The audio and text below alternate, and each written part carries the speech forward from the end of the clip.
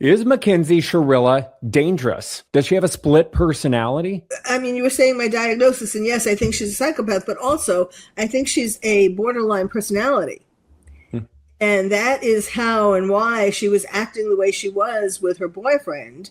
Well, the Mackenzie Shirilla that you see in the Netflix documentary, clearly not the same person that is incarcerated behind bars serving 2 life sentences. That's evident at the end of the documentary.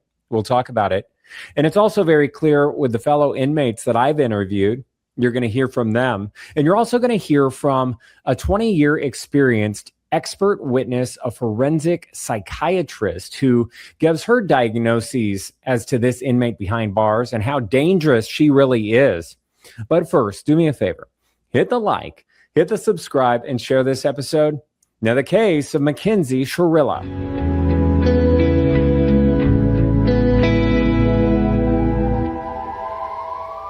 Here to help break it all down, we have a very special guest. We have Dr. Carole Lieberman, forensic psychiatrist, author, and probably the best expert witness that there is. Nice to see you. We're talking about this case that has really blown up with the Netflix documentary, The Crash, Mackenzie Shirilla. And my question to you is going to be, are we dealing with someone that's very dangerous and someone that has a split personality? Because in the documentary, she tries to be perceived as a certain kind of way. So let me talk about that at first. In the documentary, quote, she says, "It's really hard every day in here. I try to wake up and be the best person that I can be every day, stay out of trouble. Both of their families, this is not intentional, and I will do everything that I can to prove to the world and to the families, and that's it. There's not a moment that doesn't pass where I don't think about Dom and Davion." So, your initial thoughts on just those kind of statements of remorse almost from someone that's serving 15 years to life, 2 sentences. I don't believe it. This is a woman who was an influencer. She had, all these different videos online. The thing that I think is important is that it was just a few weeks before this crash that her boyfriend sent her a text which implied that he was going to be breaking up with her. And I think that this was really consciously or unconsciously, I think really consciously, this was her way to get back at him, to not have him break up with her. I'll show you. I think this was definitely intentional. And, there are these phone call tapes of her with her mother talking about maybe Kim Kardashian is going to come and show that she's going to help me get out of jail. Kim has already said no, but that was her fantasy.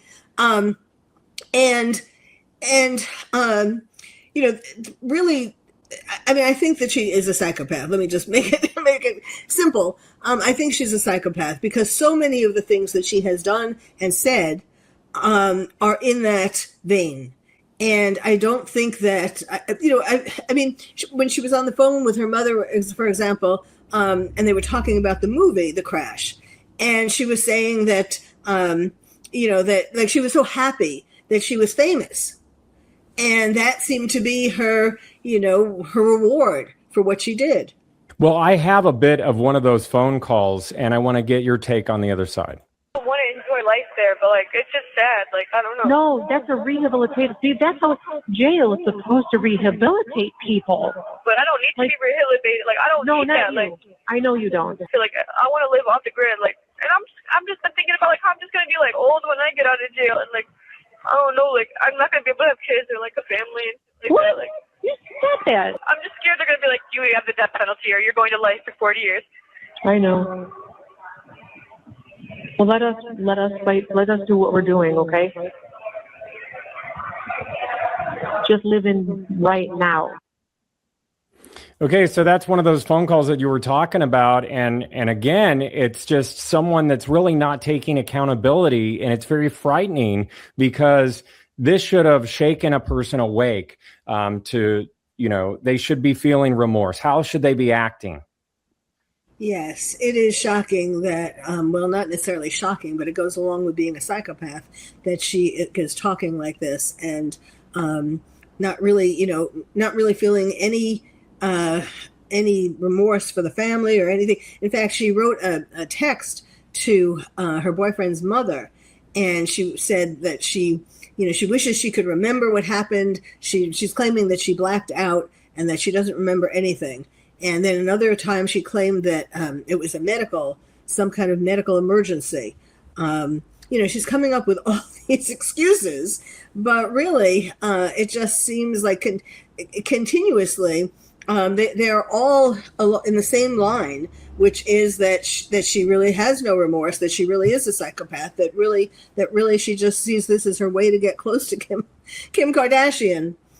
Yeah, and I really wonder if she thinks that she has everyone fooled. She really thought that she had the producers of Netflix fooled for the crash, but then it was at the end where it was revealed, and it's come out, quote, "It's only after Mackenzie finishes speaking that the filmmakers reveal that her attorney has been in the room the entire time. Her demeanor demonstrably shifts as she checks in on how she's coming across. I don't want to force anything and just say too much or sound crazy," she says to her lawyer, before turning back to the camera to say, quote, "I'm big on no intent. There was no intent whatsoever there. I have excessive amounts of remorse for Dominique and Davion." I mean, what goes through your mind with that? Well, it's a performance. She's acknowledging that, I don't want to seem this way. Well, you should seem how you are. You should seem your authentic self, whatever it is that you're feeling, not, putting on a mask. So was it a performance also, I'm going to ask, in court? Because again, we have these competing narratives with her and almost split personality. Let's watch her statement in elocution. And it appears like she's crying, but we'll talk about it. Or anyone else? I would like Mackenzie to address the court. Mackenzie, you don't have to speak if you don't want to. It's up to you. Okay? You can sit if it's more comfortable, whatever's better for you. The families of Dom and Davion, I'm so deeply sorry. I hope one day you can see I would never let this happen or do it on purpose. I wish I could remember what happened. I'm just so sorry. I'm heartbroken. I love Dom and Davion. We were all friends and Dom was my soulmate. I wish I could take all your pain away, and I'm so sorry. And to my family, thank you for the support and all the love you guys give. Thank you for fighting with me. I love you all so much. I'm done. Thank you. Thank you. So talk to me about, she had to prepare this statement. Is she choosing the words to fool the court? Does she think that she's fooling the court there? Yes. I mean, I think that there is some degree of realization that she's not going to be with him anymore, that she misses him. But, I think at that point, everything is sort of crashing down on her, and she's realizing that this is over, that she was found guilty. But some of the tears I think are real, but she had planned it all out. There was so much more that she could have and should have said, and she didn't. Are we dealing with a very dangerous person? Should she be in a maximum security prison? Well, there have reports have come out from people who are in prison with her, and supposedly she is being very promiscuous with women, and being like a diva. And so some of the things in her personality, this entitlement, this I'm narcissism, they're still there, and that is probably one of the reasons why her boyfriend wanted to break up with her. But she's not being, she says, I'm going to be this perfect prisoner, or words to that effect, but she isn't. She's doing things for herself. She's trying to play people for herself. Is that survival, to be devil's advocate here, or is it still going along with your suspected diagnosis here of her being a psychopath? Well, of course, there's some survival in it, trying to, trying to be friends with the most dangerous people and all that. But you know, I mean, you were saying my diagnosis, and yes, I think she's a psychopath, but also I think she's a borderline personality. And that is how and why she was acting the way she was with her boyfriend. And that is why he wanted to get rid of her. You know, there were times when he would ask his mother to call her parents to get her out of his house. I mean, it seems like she was somewhat of a stalker, but she just wanted to be with him. And apparently he couldn't deal with all of her emotional highs and lows. Yeah. And, I recently spoke with Kat Crowder, who was in prison with her, and I'm going to play part of that. And you let me know if anything stands out from this interview. You see any remorse? Not at all. I never once saw her drop a tear or look distraught like she is in that clip. I believe she's appearing like that in court because it's hitting her that this is what her fate is. I mean, her nodding her head and saying no, in my perspective, it's more along the lines of still trying to continue that I didn't do it, this wasn't planned, it's whatever. And because in prison, when I was there with her, never did I ever see a sad Mackenzie.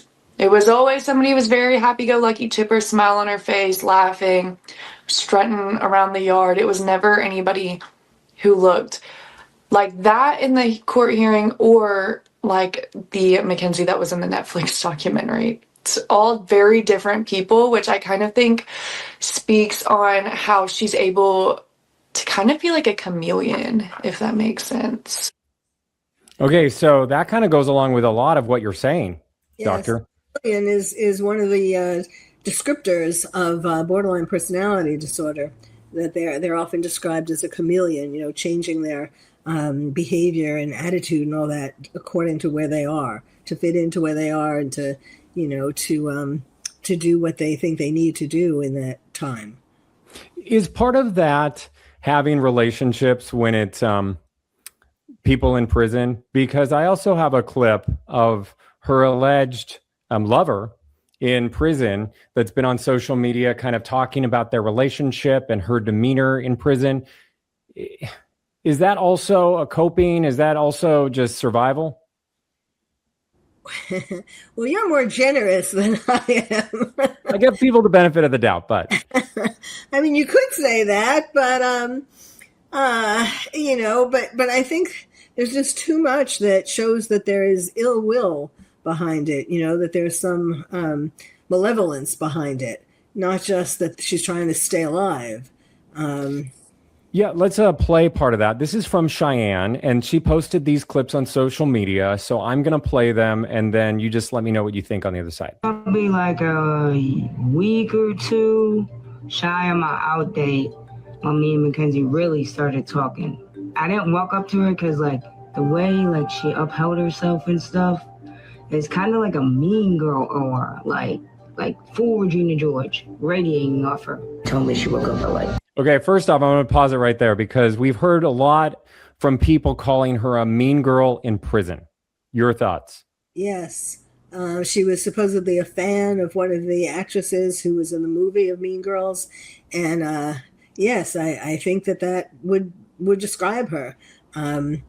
She does have these different sides to her, but I'm not saying multiple personality or anything, but I think that she may think that that's sometimes that's the way to survive, but also even with her boyfriend, even before this incident, I think she was sometimes a mean girl, because she had these big changes in personality, these big emotions, and some of that is some of the ways that she's protecting herself. Defensiveness is by being a mean girl. All right, let's listen to a little bit more. 5 a.m. every morning just to do her makeup, her hair, and look good. She's telling me all this stuff like this. So Okay, so I also heard from former inmate Kat Crowder, who I interviewed, also talking about the fact that she had a lot of makeup from commissary, and she would wake up very, very early to make sure that she put on the makeup and looked a certain way in prison. What does that tell you? Well, it's like the same thing as her being an influencer, where that's what they do to look as good as they can and to be on all the time, to be acting. You need your makeup to act. Like, okay, this girl, her boyfriend died that she planned on marrying. She said she has a condition and that she even went to therapy to try to figure out what happened. So I'm like, okay, it's pulling at my heartstrings. And she was showing me all the scars from the crash and all of that. And she's like, look at my body from what this happened. I would never purposely do that to myself. Still believe maybe she could be innocent. But and then I just seen red flag after red flag. Okay, red flag after red flag. She still could be innocent. That's kind of surprising to hear from someone that kind of admits, hey, she kind of puts on a front. Right. It's interesting because, these putting on the makeup and wanting to have wanting to give, it's like she's still, I don't think she can from prison still do social media, right? Still do videos, but It's like living in that sort of fantasy world where she's the influencer, so she has to do all this.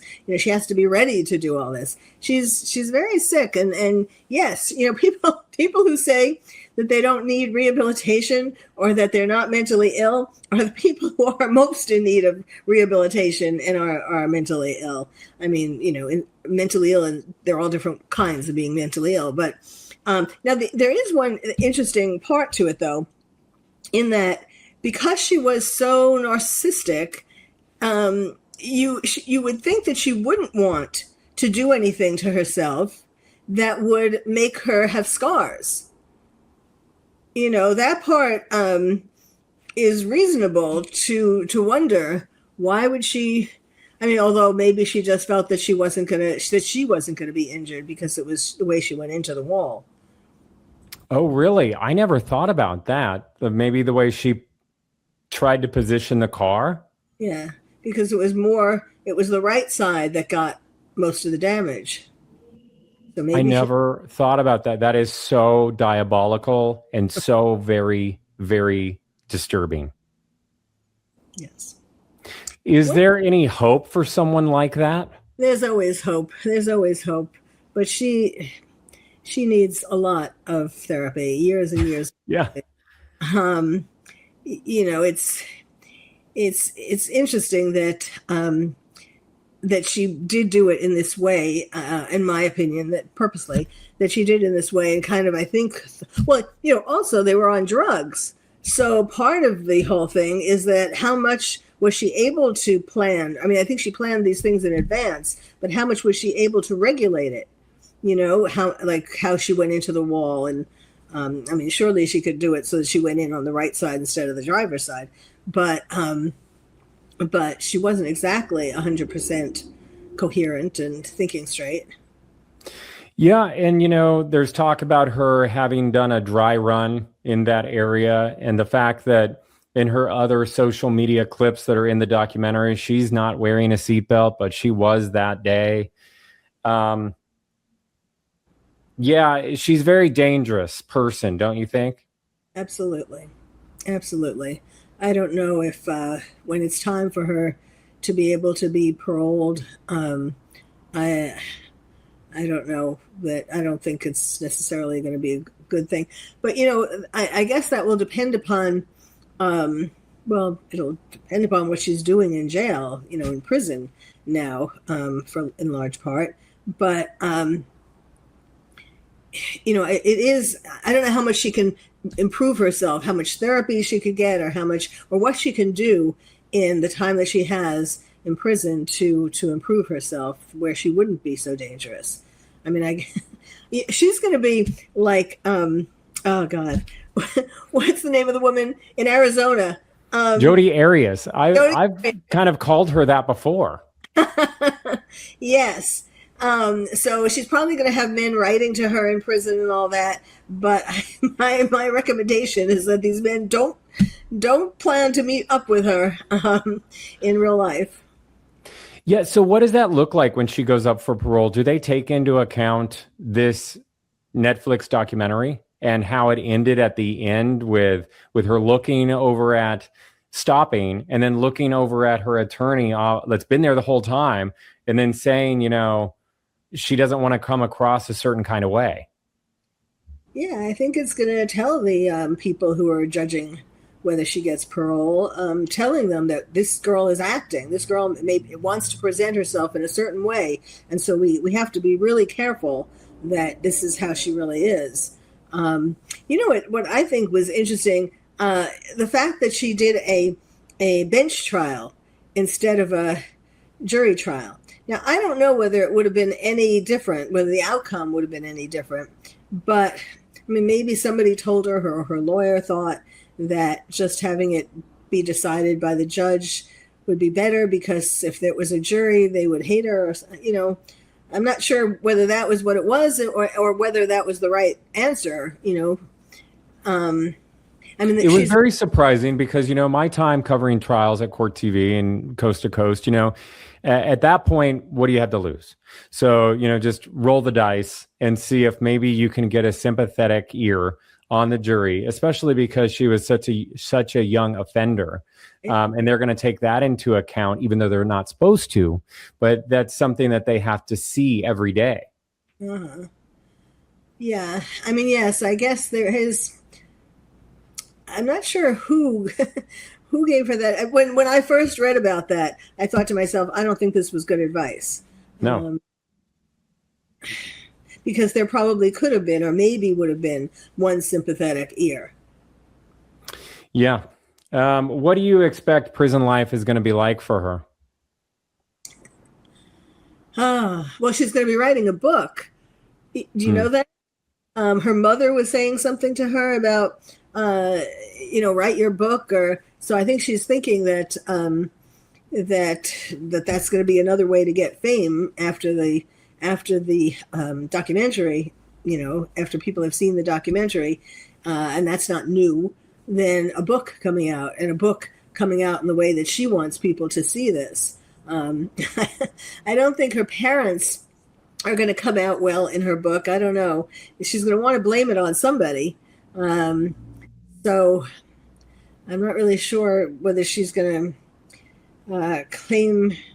Obviously it is true that whether she's a borderline or a psychopath or whatever her problems are, they are, she was only 17, they are caused by, parents, because those are the most influential people in your life.